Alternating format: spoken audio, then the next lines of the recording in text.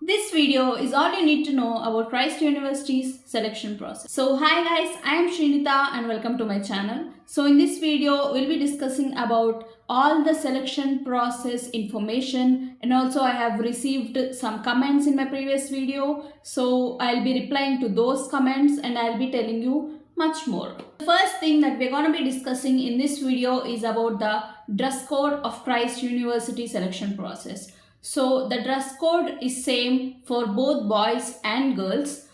For girls, it is either kurti or any formal wear, and for boys, it is any formal wear such as shirts, pants, and maybe a tie. So make sure you wear a formal wear and avoid stuff like jeans and any sleeveless tops. Get a good impression. So in Christ University's website, there is nothing mentioned about the dress code that needs to be maintained while attending the selection process, but it is important for us to present ourselves in front of the panel members. So it's better to be in a formal wear for the selection process. Second thing that we're gonna be discussing is about the micro presentation. In my case, for my MBA selection process, there was a step of micro presentation, and I'm not sure whether it is included for all the UG and PG courses. For MBA, the micro presentation is one of the steps. So the micro presentation is nothing but presenting about a topic in front of the panel members and in front of your group mates.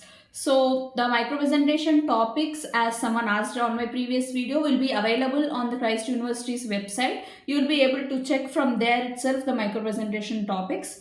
And the process of micro presentation is very simple. The day when you go there, they'll be giving you a little token, and based on that token number, you will have to present about that topic. For me, for example, I had 75 topics for micro presentation, and I needed to have a brief idea about that topics. So the token number will be the numbers between 1 to 75, and whatever the number we get, that topic we should be presenting in micro presentation. And the thing is, we won't be able to select our micro presentation topic. Even the panel members will not be selecting our micro presentation topic. So whatever the token, that number that will be given to you, that same number micro presentation topic you have to present. So it is better to have a brief idea about all the topics that are given to you in your, in the website. If you go and check, you'll be able to get the micro presentation topics, and it's better to have a brief idea about that itself. So the third thing that we'll be discussing is about the group discussion. So group discussion is the thing that happens right after the micro presentation round. Group discussion is nothing but, as you know, discussing amongst our teammates about a topic. In my case, a topic was given for group discussion, and we were asked to discuss on that topic for approximately 20 minutes. Group discussion topic might be from the micro presentation topics, or it might not be from the micro presentation topics. So we cannot predict that. It will be based on the panel members itself. For us, the micro presentation topic was not the group discussion topic. So nothing to prepare for group discussion, but it is important that you speak confidently and without stuttering in between. You have to speak fluently and in a loud voice, like in a voice that is audible to all the people around you, and that is good for group discussion. And the fourth thing that we'll be discussing is about the interview round. I guess interview round will be present for all the UG and PG courses as well. So in the interview round, they'll be asking a lot of questions based on the application that you fill up, and based on your extracurriculars, or maybe based on your projects that you have entered in your application. Or the questions might also arise from your UG subjects if you're applying for PG, or they might also be from your class 11th and 12th subjects if you're applying for UG. So it's better to have a brief and better idea about the subjects that you have studied previously in order to answer those questions. And also they'll be asking about the extracurriculars that you'll be mentioning in your application. So it is better to not put any false information in application, and only put the true information in your application. And the interview might last from 8 minutes to 10 minutes. In my case, the interview was around from 8 minutes to 9 minutes, I guess. And I was asked about my previous UG subjects, some questions from that, and I have also mentioned about a project that I have done in my second and third semesters. So that was also included in the questions that were asked to me. I feel that if the micro presentation and group discussion of you might, if it goes well, there is a high chance that you will be selected, because they are one of the major and most important rounds. Because in my case, my interview did not go like very good, but it was good. I don't say that it's like very bad, but it was good. My micro presentation and group discussion were like top notch. I did very well in my micro presentation and group discussion, so I got selected. I feel that, but it might differ from person to person and from course to course. So I would advise you guys to present better in your micro presentation and group discussion.